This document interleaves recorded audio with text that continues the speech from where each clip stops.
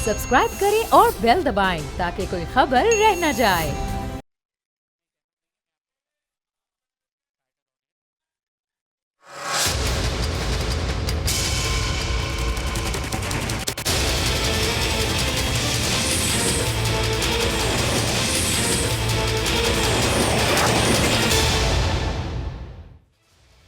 बिस्मिल्लाहिर्रहमानिर्रहीम, अस्सलाम वालेकुम। मैं हूं Jasmeen Manzoor and welcome to the show.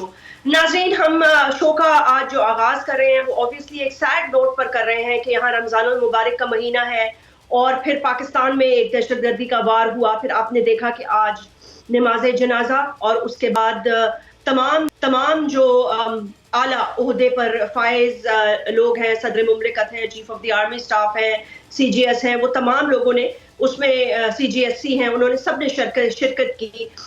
उसमें एक जो जवान थे वो कप्तान थे जिन्होंने शहादत उठाई और कैप्टन मतलब is such a young age, कितनी ख्वाहिशें होंगी, क्या कुछ होगा दिल में, लेकिन क्या कह सकते हैं, सिर्फ उनका शुक्रिया तो एक बहुत ही छोटा सा लफ्ज है। मतलब है कि ये वो लोग हैं जो सारी सारी रात और सारा सारा दिन पहाड़ों पर जंगी इलाकों में हमारी हिफाजत करते रहते हैं।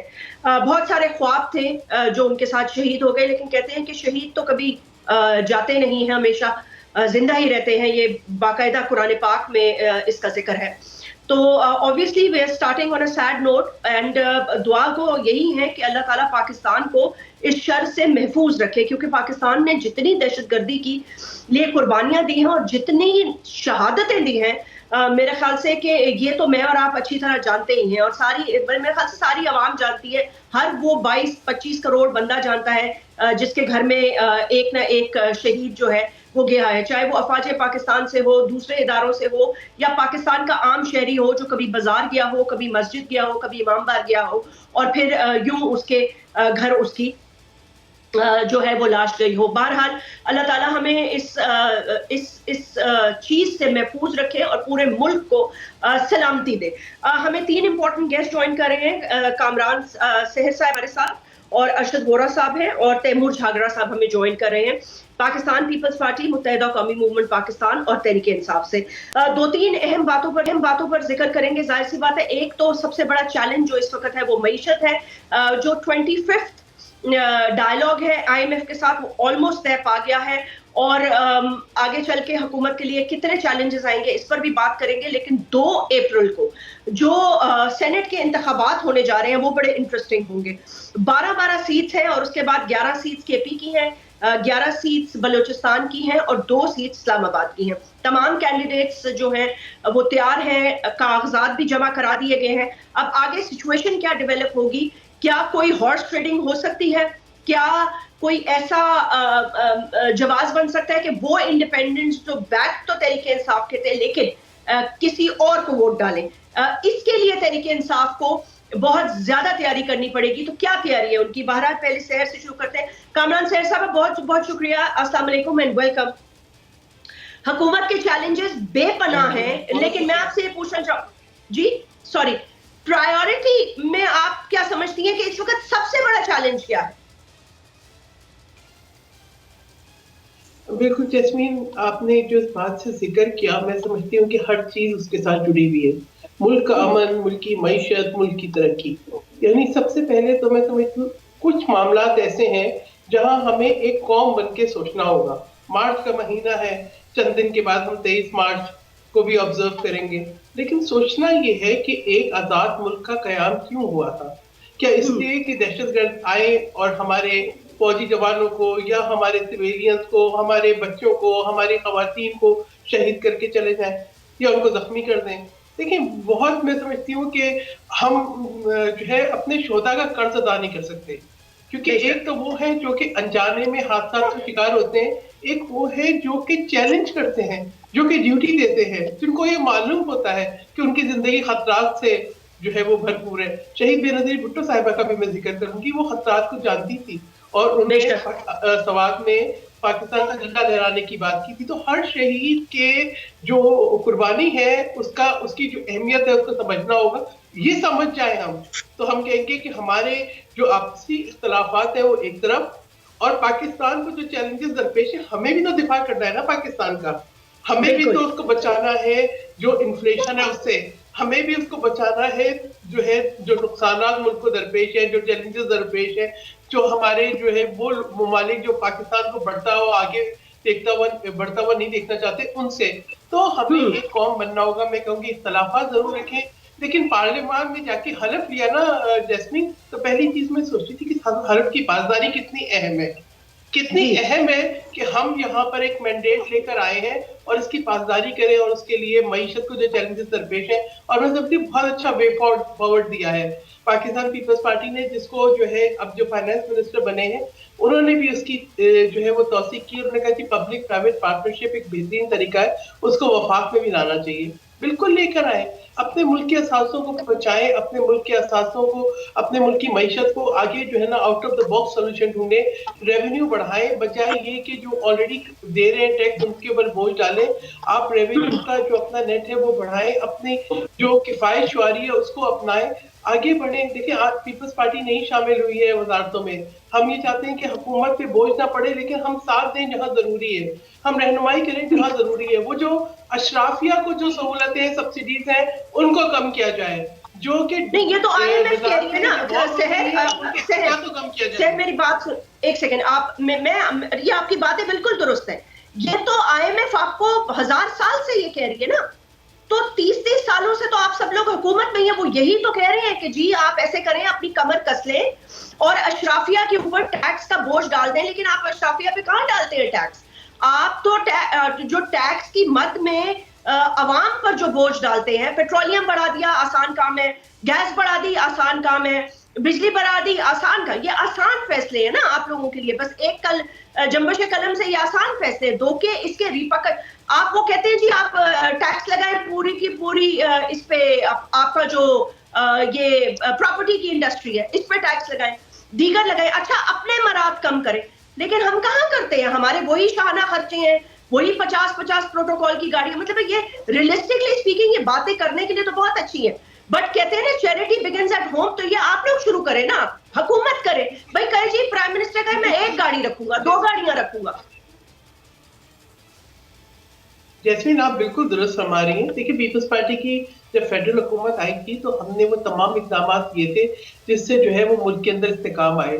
सूबों को उनका जायज हक देना, NSC अवार्ड, या जो है वो मुल्क के अंदर ज़राअत के शोबे को तरक्की देना, एक्सपोर्ट्स को बढ़ाना, GSP प्लस, CPEC का आगाज, ईरान पाकिस्तान गैस पाइपलाइन ताकि सस्ती बिजली पैदा हो सके। आज भी हम कोयले से बिजली बना रहे हैं, इंपोर्टेड कोयले से नहीं, जो कोयला थर में पैदा हो रहा है, शमसी तवानाई से बिजली बना रहे हैं। तो ये देखिए बात ये है कि इस तरह से आप देखिए किसी मुझे उनकी आवाज नहीं आई थी, लेकिन आप देखिए सिंध के अंदर हमने जो है अपना रेवेन्यू बढ़ाया है, अपने रेवेन्यू के टारगेट्स पूरे किए हैं। तो बात ये पब्लिक प्राइवेट पार्टनरशिप पे अमल किया है, तो हमने तो वे रास्ते निकाले हैं और अपने मंशूर में भी इन रास्तों की निशानदेही की है। तो उम्मीद है कि आज हम सब निकाले होते ठीक है सर, मैं आपकी बात को आर्ग्यू नहीं करूंगी, लेकिन आज के दौर में ना एक्चुअली पाकिस्तान के बच्चे को ये बात पता है कि अगर हमने प्रोडक्टिव रास्ते निकाले होते तो आज हम 1.1 बिलियन, ये कुछ भी नहीं है। मैं मतलब I don't even want to comment on this, लेकिन आप ये देख लें कि इस वक्त मैम एक सेकंड जी क्या कह रही है? कंटिन्यूटी नहीं है पॉलिसीज में, एक तसलसल नहीं है पॉलिसीज में, तसलसल नहीं है। यानी एक लोग है ना मैम, चेहरे तो नहीं बदले, 60 साल से वही लोग तो आ रहे हैं, 35 साल से, और फिर भी अगर तसलसल नहीं है पॉलिसीज में तो इस बेचारे आवाम का तो कोई कसूर नहीं है ना। अब सवाल ये पैदा होता है, तैमूर मैं आपकी तरफ आ जाती हूँ, you have been the finance minister, although हम आज एक्चुअली सेनेट पे बात कर रहे थे, लेकिन चलिए क्योंकि आज IMF की बात हो ही रही है, कर्जों की बात हो ही रही है, तो जो IMF आपको कहता है वो आपने कभी पूरा तो किया ही नहीं है, कोई जिंदगी में आपने उनका प्रोग्राम पूरा नहीं किया। और ऑब्वियसली तहरीक इंसाफ की हुकूमत इसलिए गई है, तैमूर आपकी गवर्नमेंट इसलिए गई है because you people decided not to complete the IMF program. Although ये इसी तरह भाई कि किसी से कर्जा ले लो और उसके बाद वो आपसे कर्जा लेने आए और उसको बोलो मैं तुम्हें चुपेड़े लगाऊंगा, भाग जाओ, ऐसे मैं नहीं देता किस्त। नहीं, ये तो कतन सच नहीं है। इनफैक्ट एक चीज जरूर थी कि अगर ऑपोजिशन का प्रेशर ना होता तो शायद आखिरी चंद महीनों में कुछ फैसले करना ज्यादा आसान होते, लेकिन ये तो IMF के लोग ही आपको कह देंगे, ऑफ द रिकॉर्ड कह देंगे, पता नहीं शायद ऑन द रिकॉर्ड भी कह दे कि PTI की हुकूमत की एंगेजमेंट में क्रेडिबिलिटी ज्यादा थी। और उसका मैं आपको सबूत ही दे दूं, मिफ्ता इस्माइल ने उनके साथ एक डील की, 3 हफ्ते बाद उनको हटाया गया। जिस बंदे को लाया गया, इसाक डार साहब को, उन्होंने कहा कि मैं IMF से आंख में आंख मिला दूंगा, डॉलर से भी आंख में आंख मिला दूंगा, और डॉलर जो है वो नीचे जाना जो है वो शुरू हो जाएगा। शहबाज शरीफ ने कहा कि मैं क़यामत के दिन एक ही चीज कहूंगा कि मैंने जो है वो मुल्क की इकोनॉमी ठीक कर दी। इतनी ठीक कर दी कि 2 साल बाद अभी हम वही रोना रो रहे हैं कि इकोनॉमी कहाँ पे पहुंच गई, और जिस इसाक डार ने उसके साथ ठीक की थी उसको भी आखिरकार फाइनेंस मिनिस्ट्री से निकाल दिया गया। IMF जो हमें कह रहा है वो बुनियादी तौर पे ठीक कह रहा है, और एक टाइम आ गया है जहाँ पे हमें वाकई जो है वो अगर इस मुल्क की मईशत ठीक करनी है तो हमें इस मुल्क के फाइनेंशियल सिस्टम में बहुत तब्दीलियां लानी। लेकिन जहाँ पे ये चीज गलत हो जाती है ना, जैसे IMF जो है या कह रही है या उससे कहलवाया जा रहा है कि फॉर एग्जाम्पल आप सूबों से शेयर वफाक को दे दें, ये वही पुरानी कहानी है जो मैंने पिछले NFC में 2018 में सेक्रेटरी फाइनेंस को सुनाते हुए जो है वो सुना था, और मैंने उस वक्त भी रिबट किया था। हालांकि अब हमारी अपनी हुकूमत है कि चैलेंज ये नहीं है कि सूबे के पास पैसे ज्यादा है या वफाक के पास पैसे ज्यादा है। फिलहाल तो फैक्ट ये है कि खैबर पख्तूनख्वा को ले लें तो वफाक एक कंजर्वेटिव एस्टिमेट के मुताबिक 300 से 400 अरब रुपए इस सूबे का कर्जदार है। और जब खैबर पख्तूनख्वा की फिस्कल स्पेस कम होती है, इसीलिए होती है कि कंट्रोल सारा वफाक के हाथ में। लेकिन IMF को जब कहलवाया जाता है कि आप जी सूबों से जो है वो पैसे वफाक को ले लें, जो बुनियादी पॉइंट है जास्मिन जिसकी तरफ आपने भी इशारा किया कि हमारी तो उतनी टैक्स कलेक्शन ही नहीं है। आज से 20 साल पहले 9% टैक्स टू GDP होता था, आज भी 9% टैक्स टू GDP है। पूरा मुल्क ये चाहता है कि हम सरकार में आके मुलाजिम बने, 40 साल हमें तनख्वाह मिलती जाए, 40 साल हमें पेंशन मिलता जाए, सब कुछ जो है मुफ्त का हो, लेकिन पैसे अर्न करने का कोई तरीका ना हो। अगर हमने मुल्क का सोचना है तो ये निज़ाम बदलना है। लेकिन इसमें आखिरी बात, ये निज़ाम वो हुकूमत अवाम से नहीं बदलवा सकती जो कि रिगिंग के बाद भी एक माइनॉरिटी गवर्नमेंट हो, PPP के सहारे वो हुकूमत करे और उसका अपना मैंडेट क्वेश्चनेबल नहीं हो। ऑफ द रिकॉर्ड हर किसी को पता हो कि अगर एक बार काउंटिंग हो जाए तो इनकी हुकूमत बनती ही नहीं है। ये चैलेंज जरूर है। अच्छा तैमूर, मुझे एक बात बताइएगा कि अभी आपके चीफ मिनिस्टर हाल ही में जो गए थे, वजीर आजम से मुलाकात हुई, उसके बाद एक अच्छा मौक़िफ़ सामने आया कि जी चले, लग ऐसा रहा है कि अब साथ कुछ चलने की या एटलीस्ट सूबों की हद तक जो आपके आईनी ओहदे हैं ना, जैसे चीफ मिनिस्टर, प्राइम मिनिस्टर, आपस की रंजिशें तो नहीं होंगी। क्योंकि मुझे वो जमाना भी याद है जब परवेज खटक साहब अपने सूबे से पूरी फौज और पुलिस और बंदे लेके आ गए थे, और उसके बाद मियां मोहम्मद नवाज शरीफ साहब का आपको याद होगा वो जो क्लैशेस का जमाना था। सो PTI has learned and moved on. अब इस जेस्चर का क्या मतलब है? और दूसरा मुझे ये भी कमेंट कर दें कि आपके पुराने साथी आजकल बहुत ज्यादा माशाल्लाह बोल रहे हैं, और वो एक इदारे के खुद साख्ता अपॉइंटेड स्पोक्स पर्सन भी बन चुके हैं। और मुझे नहीं पता वो लेजिटिमेटली बन चुके हैं या वो खुद ही बन गए या उनको कोई मैंडेट दिया गया बनने का। वो कह रहे हैं जी CM KP की तो 2.5 महीने में उड़ जाएगा, अमीन गंडापुर ने तो रहना नहीं है, और हुकूमत 2 साल में गई। वो सेनेट के लिए भी इंतखाब लड़ रहे हैं, अब ये नहीं पता कि उनको कौन वोट डाल रहा है, कौन सी पार्टी बैक्ड है वो। अच्छा, मेरे ख्याल में आपका जो दूसरा पार्ट था सवाल का, फैसल वावडा की तरफ आपका इशारा है ना? बस अक्लमंद को इशारा काफी होता है। नहीं, वो तो उन्होंने पब्लिक स्टेटमेंट की थी, तो इसलिए चूंकि आपने वो स्टेटमेंट दी है। देखिए, जो पहली बात है उस पर मैं क्लियर और सिंपल जवाब दूंगा। अली अमीन खान प्राइम मिनिस्टर से मिले, ये आपकी बात ठीक है कि वफाक में हुकूमत इलेजिटिमेट क्यों ना हो। अब वो अगर वफाक की हुकूमत पे काबिज है, कम अज कम जो फंक्शंस हैं गवर्नमेंट टू गवर्नमेंट, उसमें एक एंगेजमेंट के बगैर मुल्क बिल्कुल स्टैंड स्टिल पे आ जाएगा।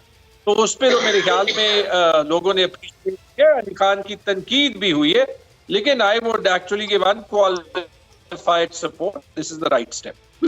इसका ये हरगिज मतलब नहीं हो सकता कि हम या वफाक की लेजिटिमेसी को माने या हम इन दो प्रिंसिपल्स पे कॉम्प्रोमाइज करेंगे। इमरान खान और सारे जो पॉलिटिकल कैदी हैं उनके ये पॉलिटिकल केसेस खत्म किए जाएं, उनको रिहा किया जाए, और जो पाकिस्तान की तारीख का सबसे ज्यादा मैनूवर्ड इलेक्शन था, सबसे लेजिटिमेट इलेक्शन था, कि उस सारी प्री पोल रिगिंग के बाद भी कम से कम जो वोट डाले गए हैं वो गिने जाएं। अगर उसके बाद PMLN को वजीर आजम की कुर्सी मिलती है तो शहबाज शरीफ नहीं, नवाज शरीफ खुद बन जाए। लेकिन ये पहली बार होगा कि एक पार्टी वोट गिनने से डर रही है। जो दूसरी बात है, देखिए मैं यही कहूँगा, आई थिंक एक टाइम आ गया है, जो आपने फैसल वावडा की तरफ इशारा किया, कि हम बेसिकली ये बिहाइंड द कर्टन्स की सियासत से आगे बढ़े। हर पार्टी ने ये कहा है, लेकिन अनफॉर्चुनेटली हर पार्टी जो है वो कहती तब तक ये है जब तक उसको खुद जो है वो गवर्नेंस करने का या हुकूमत बनाने का जो है वो मौका नहीं मिलता। उसमें अगर आप देख लें PMLN भी है। I'll come back to you. Arshad Vora Saab is connected. Yes. I have. Okay. Seher, I'll come back to you. Ji, Arshad Vora साहब, बहुत बहुत शुक्रिया वक्त निकालने का। ये 2-3 क्विक पॉइंट्स थे जिस पर मैं बात कर रही थी। तो MQM पाकिस्तान का इस वक्त अब क्या स्टेटस है, मतलब है क्या फर्दर, जो आपसे लास्ट मेरी बात हुई थी उसके बाद अब तो काफी, I mean it's almost been अब लाइक 2 वीक्स, क्या डेवलपमेंट है? सुनने में आ रहा है कि खालिद मकबूल सिद्दीकी साहब के अलावा कोई और वजारत नहीं दे रहा है आपको, या आप शायद लेना नहीं चाहते, तो फिर वो वजारत क्यों ली? और उसके बाद सिंध गवर्नर भी पीपल्स पार्टी शायद अपना लाना चाहती है। देखिए जैस्मीन, एक चीज तो बड़ी क्लियर है कि MQM डेफिनेटली इस वक्त पार्ट ऑफ द गवर्नमेंट है और गवर्नमेंट को सपोर्ट कर रही है, क्योंकि MQM ने उसूली तौर पर ये फैसला किया कि हमें जो है किसी तरीके से भी इस डेमोक्रेसी को, चाहे जिस तरह भी वो लंगड़ी लूली हो, उसको लेकर आगे बढ़ना है। और हमें इस वक्त जो सबसे बड़ा चैलेंज है वो चैलेंज हमारा मुल्क को एक इकोनॉमिकली जो है स्टेबल पोजीशन पे लेकर आना है। ये पिछले कई दिहाइयों से मुल्क जिस इकोनॉमिकल अनस्टेबिलिटी से गुजर रहा है, apart from that political unstability है, बहुत सारे इश्यूज हैं, तो हम जो है कंसंट्रेट नहीं कर सके हम अपनी इकोनॉमी को प्रॉपरली स्टेबलाइज करने में। और जबकि हमारे पास बहुत अपॉर्चुनिटीज हैं, ये मुल्क जो है ये जिसको कहना चाहिए कि यहाँ पे बहुत सारी अपॉर्चुनिटीज हैं, बट इट्स वेरी अनफॉर्चुनेट जो भी हुकूमत आई वो उस पर कंसंट्रेट नहीं कर सकी। खास तौर पर आपको पता है कि देखें, हम एग्रो बेस्ड इंडस्ट्री हमारी जो है, टेक्सटाइल है, हमारा एग्रीकल्चर है, एग्रीकल्चर जो है हम उस पर प्रॉपर तवज्जो नहीं दे सके, हम उस पर जो अचीव हमें करना चाहिए था वो नहीं कर सकते। टेक्सटाइल सेक्टर में हम जिस एक्सपोर्ट पर हैं वो एक्सपोर्ट हमारी पिछली कोई चार दिहाइयों से है।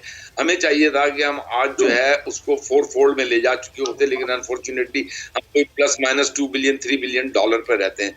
तो हमें अब इस वक्त इन चीज़ों पे कंसंट्रेट करना चाहिए। अब जिस तरीके से अभी मेरे भाई तैमूर ने बात की कि IMF के साथ जो इश्यूज थे, IMF के साथ इश्यूज में देखें, मैं ये समझता हूँ कि इनका भी बहुत बड़ा रोल था, और आखिर में जिस तरह इन्हें नजर आ रहा था कि इनकी गवर्नमेंट जा रही है, वोट ऑफ कॉन्फिडेंस आ रहा है, उस वक्त जो क्विक उन्होंने यू टर्न लिया और उसके बाद जो फैसले किए जिस तरीके से अगेंस्ट दी एग्रीमेंट जो IMF के साथ था, तो उसको पूरी कौम ने उसको सफर किया और आज तक सफर करती चली आ रही है पूरी कौम। बहुत सोच समझ कर फैसले करने होते हैं यहाँ पर। देखिए MQM एक छोटी पार्टी है, लेकिन MQM जो है पाकिस्तान के सबसे बड़े शहर को रिप्रेजेंट कर रही है, यहाँ की सबसे बड़ी पार्टी है, यहाँ की वाहिद पार्टी है। तो MQM को भी जो है उसी तरीके से गवर्नमेंट में अपना रोल प्ले करना होगा। जिन लोगों का MQM साथ दे रही है, जिन पार्टियों का साथ दे रही है, उन्हें भी MQM की इम्पोर्टेंस को समझना होगा और डिसीजन मेकिंग में ऑन बोर्ड लेना होगा, whether it is economical issue, whether it is political issue। Sir एक कमेंट यहाँ आप ही से बात करना चाहती हूँ। आप कह रहे हैं उन पॉलिटिकल पार्टीज को रोल समझना होगा, डिसीजन मेकिंग में ऑन बोर्ड लेना होगा, मतलब अभी तक क्या आप लोग ऑन बोर्ड किसी चीज में नहीं है? जी देखें, बिल्कुल आप सही कह रही हैं। ऑन एंड ऑफ जरूरत के वक्त ले लेना वो एक अलग चीज होती है। एक परमानेंट सेटलमेंट होना, एक permanently part of the team होना, इक्वली टीम के साथ जो है टीम को लेकर चलना, टीम की सब लोगों की बातों को रख कर सुनना और सही फैसले करना, यही एक अच्छी हुकूमत साजी जो है, यहीं पे सक्सेस है हुकूमत साजी में। लेकिन अनफॉर्चुनेटली ऐसा नहीं होता रहा है और ऑन बोर्ड जो है वो मुकम्मल जिसको कहना चाहिए कि फुली ऑन बोर्ड जो है कभी भी नहीं लिया गया। तो एमक्यूएम जो है वो उस शहर को बिलोंग करती है, एमक्यूएम उस शहर को रिप्रेजेंट करती है जो पूरे पाकिस्तान की इकोनॉमी को चला रहा है। और आज ऐसा नहीं है, आज कराची की बिजनेस कम्युनिटी जो है वो खुश है कि किसी तरीके से एमक्यूएम को उसका ओरिजिनल मैंडेट दोबारा वापस मिला है जो 2018 में चुराया गया था। तो आज एमक्यूएम के पास वही स्ट्रेंथ है, एमक्यूएम की बैक पर तमाम इंडस्ट्रियलिस्ट हैं, कराची के वो इंडस्ट्रियलिस्ट हैं, कराची की कारोबारी तबका है, कराची के नौजवान हैं, वो चाहते हैं कि एमक्यूएम जो है अपना रोल प्ले करे और खास तौर पर दे आर एक्सपेक्टिंग कि कराची में कोई चेंज आएगा। जब हम कराची की बात करते हैं, कराची से जब मैक्सिमम लेकर जाते हैं तो फिर कराची के लोगों की एक्सपेक्टेशन ये होती है कि एमक्यूएम जो है कराची में डिलीवर करेगी। लेकिन देखिए आम आवाम को ये समझाना जो है मुश्किल होता है कि एक एमएनए या एमएनए जो है वो कराची में डेवलप उसी वक्त कर सकता है जब फेडरल गवर्नमेंट की वो पॉलिसीज, जिन पॉलिसीज से कि शहर में मेगा प्रोजेक्ट्स आए, जिसकी हम बात करते हैं, हम बात जब करते हैं तो बात करते हैं ट्रांसपोर्टेशन की, हम बात करते हैं। अरशद वोरा साहब, एक्चुअली अवाम को आपको ये समझाना चाहिए कि मेगा प्रोजेक्ट्स हम अफोर्ड ही नहीं कर सकते सर। कौन से मेगा प्रोजेक्ट्स? हमारे पास पैसे नहीं है, हम 1.1 बिलियन के लिए तरस रहे हैं, रो रहे हैं। कराची शहर जैस्मिन, सिंध रेवेन्यू बोर्ड को ये कराची शहर 200 अरब रुपए से ऊपर देता है। अब इतने में तो आपका K4 एक साल में लग जाएगा। सिर्फ मैं तो बात कर रहा हूँ उस छोटे से टैक्स की जो कि कराची जो है सिंध गवर्नमेंट को दे रहा है। देखिए आपने 22,000 अरब रुपए 15 साल में सिंध गवर्नमेंट को दिए, आप कोई एक प्रोजेक्ट नहीं बता सकते कि कोई एक मेगा प्रोजेक्ट कराची में शुरू हुआ। आप कराची को आज अल्हम्दुलिल्लाह देखें, अब मैं जब लाहौर को देखता हूँ, फैसलाबाद को देखता हूँ, बहुत खुशी होती है, तरक्की हुई है, एक इंफ्रास्ट्रक्चर नजर आ रहा है, एक डेवलपमेंट नजर आ रही है। लेकिन जब मैं कराची को देखता हूँ तो कराची मुझे दिन ब दिन जो है वो पीछे जाता हुआ नजर आ रहा है। कराची में कोई चीज डेवलप होने के बजाय कराची जो है मास डिस्ट्रक्शन की तरफ जा रहा है। कराची में जो है सीवेज का टोटल निजाम धर्म बरम हो चुका है पूरी कराची में, पानी का निजाम धर्म बरम है, गैस का निजाम धर्म बरम है, कि इलेक्ट्रिक का निजाम धर्म बरम है। कराची में कोई एक चीज तो आप मुझे गिनवा दें जिस पे हम कह सकें कि यस कराची जो है इस मामले में अरशद वोरा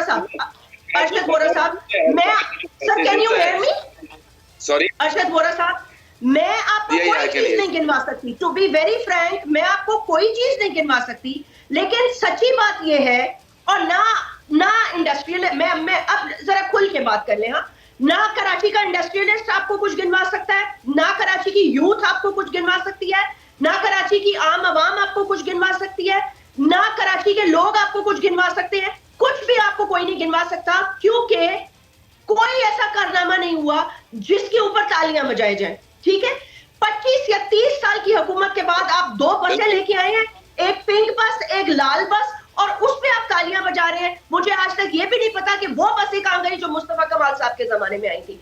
बट आपको पीपल्स पार्टी बहुत कुछ गिनवा सकती है और गिनवाएगी राइट आफ्टर दिस ब्रेक।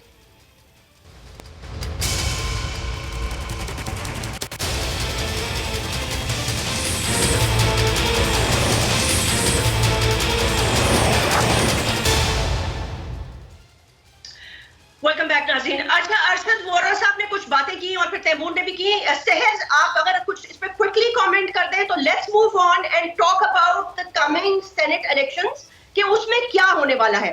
तो Sahaj, you want to comment on these things? जी बिल्कुल, दोनों बातों पे मैं तैमूर साहब ने जो बात की मैं उस पे भी कमेंट करना चाहती हूँ।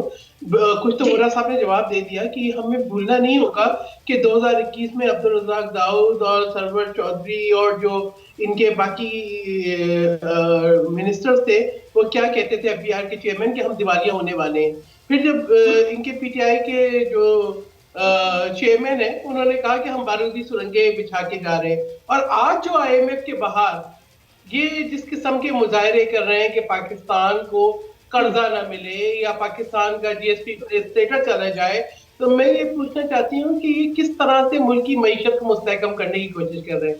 यानी आपने 35 फंक्शन से शुरू किया, आपने 2014 का धरना लगाया, आपने उसके बाद जो है हुकूमत बनी तो किसी से बात करना गवारा नहीं किया, आपको जो है वो मिसाकी मईशत ऑफर किया, आपने बात नहीं की, अहम तरीन कौमी सलामती के मामला में बात नहीं की। आज जो है आप अपोजिशन में बैठने के बजाय आप जो है आपके अपने तैमूर साहब के अपने भी बयान सामने हैं, उनके बारे में मैं नहीं कहूंगी कुछ भी, लेकिन उन्होंने जिस तरीके से बताया कि उनसे कितनी रकम मांगी गई, लेकिन उसके बाद आज जो हालात हैं कि आप जाके लोगों को प्रोवोक कर रहे हैं कि IMF के बाहर मुजाहरा करें और ये कहें कि पाकिस्तान को कर्ज की किस्त न मिले, गजा के ऊपर जो रेजोल्यूशन मूव हो तो आप उसकी मुखालिफत करें।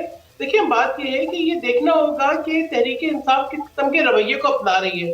बाकी MQM हर जो है वो हुकूमत का हिस्सा रही है और पाकिस्तान पीपल्स पार्टी के पास तो बल्दियात तब आई है, लेकिन अगर आप ये देखें कि इसको अब सब तस्लीम करते हैं कि सिंध के अंदर पब्लिक प्राइवेट पार्टनरशिप पे जो प्रोजेक्ट शुरू हुए वो बेहतरीन और कामयाब हुए।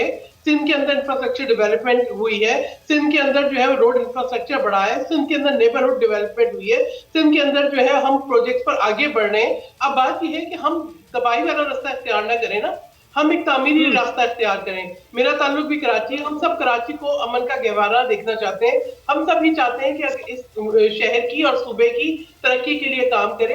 ये जो एक तकसीम है ना शहरी और देही इलाकों की, इसको खत्म करना होगा।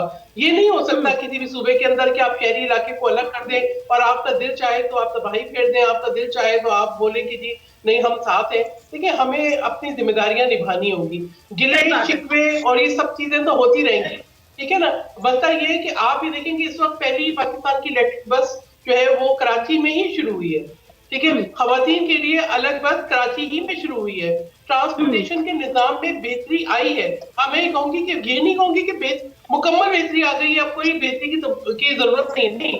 बहुत जो इतने सालों की तबाही है उसके बाद बेहतरी की बहुत जरूरत है। हम सबको मिलकर काम करना पड़ेगा और यस एग्रीकल्चर सेक्टर के ऊपर बहुत तवज्जो देने की जरूरत है, क्योंकि हमारी फूड सिक्योरिटी हमारी सर्वाइवल से जुड़ा हुआ है।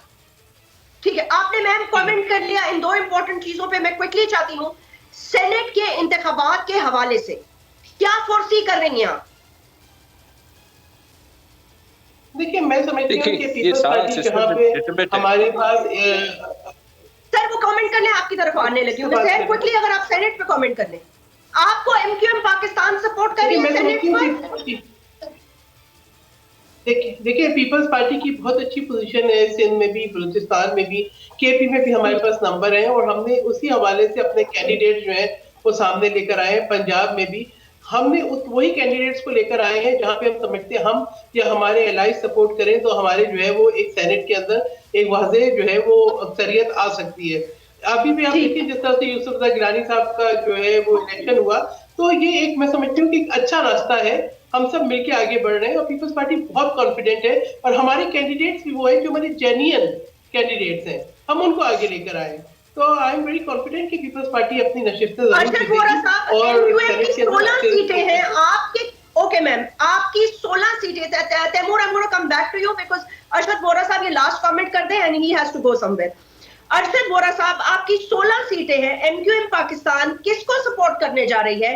किसी के साथ मुआहिदा हुआ है, किसी के साथ बातचीत हुई है, या आप अपने कैंडिडेट्स को सीक्रेट रखना चाहते हैं, या कोई इंडिपेंडेंट कैंडिडेट है जिसको आप सपोर्ट करना चाहते हैं?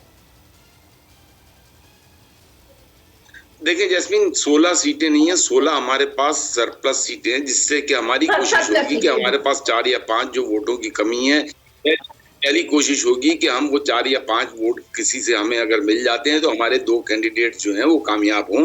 और खुदा ना खास्ता अगर ऐसी सूरत नहीं बनती तो फिर हमें जो है हमारे पास अभी टाइम है, हमें फिर फैसला करना होगा कि हमें इन 16 वोट्स को किस तरीके से यूटिलाइज करके एक बेहतर शख्स को, एक बेहतर किसी भी ऐसे फर्द को जो कि हम ये समझते हैं कि इस मुल्क के लिए फायदेमंद होगा, सेनेट के लिए फायदेमंद होगा, तो फिर हम उसको सपोर्ट करेंगे। ये एज ए पॉलिसी इस वक्त जो है, और अभी हमारे पास टाइम है, जैसा कि अभी आपको पता है तकरीबन जो है 15 दिन है अभी, और इसमें तमाम चीजें जो हैं आज भी जो है डिस्कशन हो रहा है और जो भी फैसला होगा इंशाल्लाह ताला आपको बहुत जल्द पता चल जाएगा इसका। अरशद वोरा साहब, पीपल्स पार्टी के तो सारे कैंडिडेट्स हमें पता है ना कौन है, वो है जो हार्डकोर पीपल्स पार्टी के लिए काम करते रहे हैं, उनके वर्कर हैं जो भी हैं। जैसे सेहर साहिबा रिजर्व सीट पे जा रही हैं, she is really work hard. तो एटलीस्ट पीपल्स पार्टी, और इस बात का तो आप क्रेडिट लेते हैं कि जी एमक्यूएम पाकिस्तान हमेशा अपने लोगों को सपोर्ट करती है, तो जो इतलात मेरे पास आ रही है तो आप तो जिसको सपोर्ट करने जा रहे हैं उसका ताल्लुक तो किसी और पॉलिटिकल पार्टी से था, बल्कि वो तो आपके बदतरीन दुश्मनों में शुमार होते हैं। देखें, अभी तो ये कयास आ रही है एमक्यूएम की जो कंफर्म सीट है उस पे एमक्यूएम अपना ही कैंडिडेट लड़वाएगी। एमक्यूएम के जो सरप्लस वोट्स हैं उसका डिसीजन एमक्यूएम ने अभी लेना है। मैं अपनी बात को फिर रिपीट कर रहा हूँ कि जो एमक्यूएम की कंफर्म सीट है वो एमक्यूएम अपने ही कैंडिडेट को लेकर आएगी, एमक्यूएम का ही कैंडिडेट उस पर आएगा जो एमक्यूएम के साथ।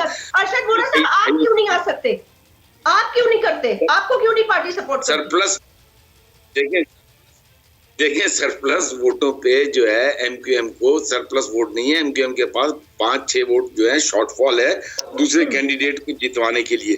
वो जो 5-6 वोट शॉर्टफॉल है वो हमारे, अब या तो फिर हम उसको जो है वो यूज ना करें और उसको यूटिलाइज ना करें, लेकिन politically it is unfair, therefore we will have to vote for someone, या फिर हमें वो चॉइस करनी होगी जो कि होगा कि आप एक ऐसे शख्स को सपोर्ट करने जा रहे हैं जो आपके बदतरीन दुश्मनी तक की है उन्होंने आपसे। लेकिन but anyway, everything is fair and love and war in politics of Pakistan, right?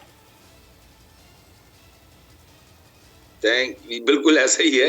देखिए अभी आप जो है ना, अभी कोई कंफर्म अब हम नहीं कह सकते कि एमक्यूएम ने अपने 16 वोटों का ये डिसीजन लिया है। एमक्यूएम ने, देखिए एक सीट है, एमक्यूएम ने 5 कैंडिडेट्स, एमक्यूएम के 5 कैंडिडेट्स ने फॉर्म फिल किए हुए हैं एंड इट ऑल डिपेंड्स कि एमक्यूएम जो है वो क्या डिसाइड करती है। एमक्यूएम को अगर 5 वोट मिल जाते हैं तो एमक्यूएम के इसी 5 कैंडिडेट में से कोई 2 कैंडिडेट होंगे, और अगर वो सूरत हाल नहीं बनती then MQM will have to decide where to utilize their votes. बहुत बहुत शुक्रिया अरशद वोरा साहब। ओके, तैमूर का तैमूर सबसे पहले तो इस बात का जवाब दे देना and then we'll talk about the senate elections कि मतलब ये जो शहर ने बात अभी की है, ये आईएमएफ के दफ्तर के बाहर या उनके उधर के बाहर जाके ये नारे लगाना, और प्लीज डोंट से कि आपके लोग नहीं थे या आपने ये नहीं किया। पहले आपने कहा आईएमएफ को खत लिख रहे हैं, पार्टी इसको डिफेंड करती रही, बानी तहरीक इंसाफ ने कह दिया कि खत तो हम लिख चुके हैं।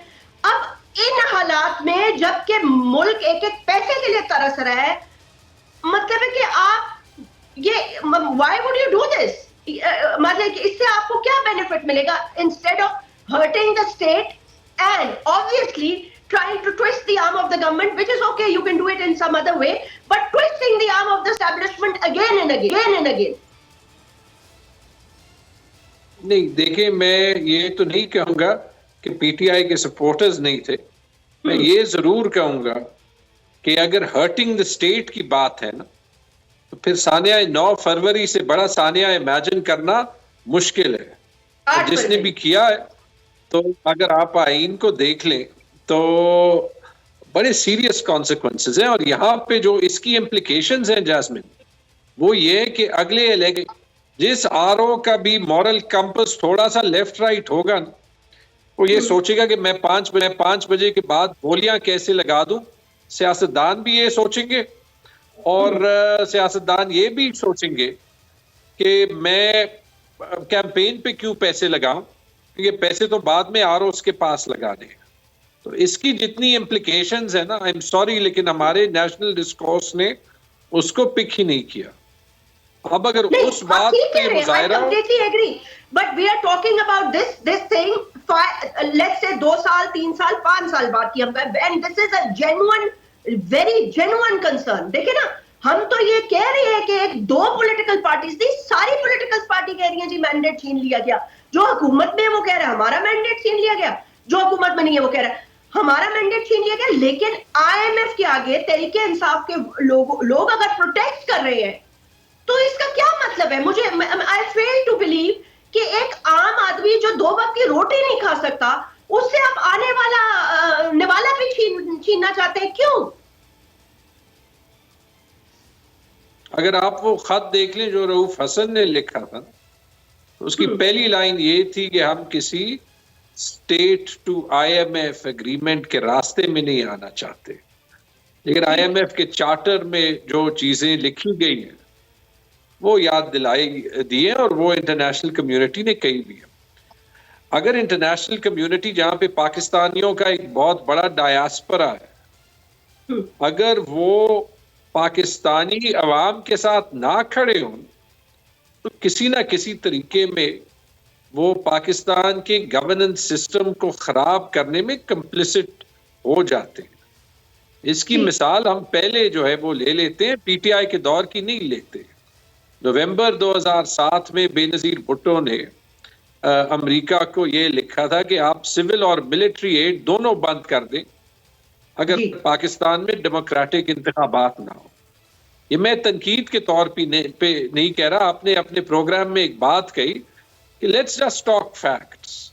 अगर हम अभी भी सच नहीं बोलते तो पाकिस्तान को ठीक करना इंतहाई मुश्किल होगा। मेरे जहन में आपने इकोनॉमी स्टेबल करनी है तो आपने यहाँ पे पॉलिटिकल स्टेबिलिटी लानी है। आपने पॉलिटिकल स्टेबिलिटी लानी है तो कभी भी एक जाली गवर्नमेंट जो है वो पॉलिटिकल स्टेबिलिटी नहीं ला सकती। आईएमएफ की डील जरूरी है। ऑपोजिशन में एक ही पार्टी ने उस पे स्टैंड लिया या वो बात नहीं की कि आईएमएफ के साथ डील साइन करना गद्दारी है, वो पीटीआई। आज भी आपने खुद कहा कि पीटीआई के चीफ मिनिस्टर गए उस प्राइम मिनिस्टर के साथ मिले जिसको हम लीगली मानते भी नहीं, क्योंकि अगर आप इनका ट्रैक रिकॉर्ड देख लें तो पार्लियामेंट की स्पीचेस याद करें, बिलावल से लेके एहसन इकबाल से लेके तकरीबन इनके सब सीनियर ओहदेदार ने कहा था कि आईएमएफ के साथ डील, फैटफ पे लेजिस्लेशन, ये सारी मुल्क के साथ गद्दारी है कि स्टेट बैंक को ऑटोनॉमी देना, ये गद्दारी है मुल्क के साथ। तो या तो ये फ्लोर ऑफ द हाउस पे झूठ बोलते हैं और ड्रामे करते रहते हैं, या फिर हम जो है वो एप्पल्स और ऑरेंजेस को कंपेयर कर रहे हैं and we are not making like for like or fair comparisons. Okay, point taken Taimur, point taken. Sahar, अगर आपने तैमूर की ये बात सुनी हो तो वो ये कह रहे हैं कि फिर आप पार्लियामेंट में कुछ और बोलते हैं और बाहर कुछ और बोलते हैं। देखिए, पहली बात यह है कि जिस फेक लेटर को ये प्रोपेगेट कर रहे हैं, मैं कहती हूँ एक तो जो है ना तहरीक इंसाफ ने जो झूठ और सच की एक तफरीक है ना वो खत्म कर दी है। इनकी पूरी जो बुनियाद है सियासत की वो प्रोपेगेंडा पे है, ठीक है। और इतना झूठ बोलते हैं, इनकी पॉलिसी ये कि इतना झूठ बोलो कि लोग या तो गुमराह हो जाए या वो सच और झूठ की जो तफरीक है वो भूल जाए। देखिए, बात ये है कि ये खुद जो है इमरान खान अहमद नियाजी ने कहा था कि मैं जो खुदकुशी कर लूंगा, आईएमएफ से कर्जा लेने नहीं जाऊंगा। फिर हमने तो ये कहा कि भाई आप अच्छा नेगोशिएट करें, हमने ये नहीं कहा कि आप लें या नहीं लें, हमने ये भी कहा कि आप मिसाके मईशत करें। लेकिन बात ये है कि हुकूमत में होने के बाद अपने आप को आइसोलेट करना और लोगों को फांसी पे लटकाना और जेलों में डालना और एक जो है ना एक एक्सट्रीमिस्ट किस्म का जो है बयानिया अपनाना, ना सिर्फ बयानिया बल्कि अपने सियासी मुखालिफिन को जेल में डाल देना। खवातीन को नहीं बख्शा इन्होंने, फरियाद अरपुर साहिबा को नहीं, मरियम नवाज साहिबा को नहीं। तो बात यह है कि इन्होंने एक ऐसा रवैया अपनाया और उसके बाद ये कहते थे कि जी हम फौज हमारी जो है वो कॉन्स्टिट्यूशन पे, हमारे मैनिफेस्टो पे चल रही है, ठीक है। इन्होंने 2018 के आरटीएस सिस्टम के जो इलेक्शन थे वो एक बुनियाद डाली कि जिस तरीके से इन्होंने मैंडेट पे कब्जा किया गया है। हमने तो तब भी ये कहा कि जमहूरियत के तसल्सल के लिए आए, पार्लियामेंट में बैठते हैं, आगे बढ़ते हैं, कश्मीर के इशू के ऊपर बोला, ये जो करारदाद पास होनी थी ये नहीं थे। और अब जिस तरीके का ये रवैया है कि आप जो है इतने मुखालिफत में आगे बढ़ जाए कि आपको क्या ये कहना, पहले खत लिखेंगे या नहीं लिखेंगे। आपने उस खत की तहसीर इतनी की पूरी दुनिया के अंदर, जो है जो लॉ मेकर्स हैं दूसरे ममालिक के, उनको लेटर्स लिखे, उनको इंस्टिगेट किया, उनको प्रोवोक किया कि जी पाकिस्तान को इमदाद ना मिले। आपने जो है ऐसी फजा कर दी कि जो है आप ये बोले कि मैं समझती हूँ कि अगर इस्लामाबाद की जब ग्रीन बेल्ट जली थी ना, जब इनको सजा हो जाती तो लोग इनको पता चलता है कि मुल्क के असासों पे हमले करने और जो है अपने कैपिटल की ग्रीन बेल्ट जलाने का और इसका क्योस पैदा करने के क्या नतीजे होते हैं। नहीं, they were given a very free hand to go कि नहीं जी सियासी जमातें इस तरह का इंतशार नहीं करती कि आप 2014 के अंदर पीटीवी पे हमले कर दें, पार्लियामेंट पे हमले कर दें, अदलिया पे हमले कर दें। देखिए जैस्मीन, हमने बड़ी जो है जुडिशियल एक्टिविज्म को भी फेस किया है। शेख जुल्फिकार अली भुट्टो का अब तो आप ये देखें कि अदालत ने भी कह दिया कि उनको इंसाफ नहीं मिला, उनका जुडिशियल मर्डर फेस किया, लेकिन किसी इदारे पे हमला नहीं किया। इन्होंने तो अपने लोगों को इंसाइट किया, प्रोवोक किया। और ये 9 जो बात कर रहे हैं फरवरी की, मैं कहती हूँ 9 मई को भी याद रखें ना कि आपने मुल्क के किसी इदारे को आपने नहीं बख्शा। आपने कोई ऐसा इदारा बता दें जिसपे आपने हमला नहीं किया, जिसको आपने धमकियां नहीं दी। आपने खवातीन के ऊपर जिस किस्म की जो है एक कैंपेन चलाई, आपने किसी को जो है ना मतलब मैं समझती हूँ स्पेयर नहीं किया। अखलाकियात की जो एक हमारी तहजीब का जो हिस्सा था उसको तबाह कर दिया। मैं समझती हूँ सबसे बड़ी जो एक नुकसान पहुंचाया, सोशल फैब्रिक ऑफ सोसाइटी तबाह कर दिया। और आज भी मैशत को लेकर जो बात कर रहे हैं, quickly if you can comment on this because आप डिस्कनेक्ट हो गए थे। ठीक है, पॉइंट टेकन मैम। जी देखिए, क्विक कमेंट्स ये हैं कि जब हिपोक्रेसी सामने आती है ना तो उसका शायद जवाब देना ही नहीं पड़ता। पीपल्स पार्टी की जो खवातीन के साथ वाबस्तगी रही है, आज बड़ा आयरॉनिक लग रहा है कि ये पीटीआई पे खवातीन को ना सपोर्ट करने की बात कर रहे हैं। मुझे ये बता दें, बिलावल से जाके नीचे कोई भी लीडर और इनकी खवातीन लीडर्स भी, उनमें से किसी ने बात की कि डॉक्टर यास्मीन राशिद, खतीजा शाह, सनम जावेद, तैयबा राजा, आलिया हमजा, आयशा भुट्टा, ये सारी जो जेल में रही, जिनको ड्यू लीगल प्रोसेस नहीं मिला, और यास्मीन राशिद, सनम जावेद, आलिया हमजा, आयशा भुट्टा को आज तक ड्यू लीगल प्रोसेस नहीं मिला। इन्होंने बात कर करके ये मसला हल कर दिया। देखिए, आज तक जो पार्टी कॉन्स्टिट्यूशनलिज्म की बात कर रही है, मुझे ये बता दें प्रिंसिपल पार्टी ने ये बात की रिगिंग के बारे में कोई एक बात। Sorry, I have to wind up because there's time. बहुत बहुत शुक्रिया। I'll see you soon and we will keep on debating on this subject. अपना ख्याल रखिएगा। अल्लाह हाफिज।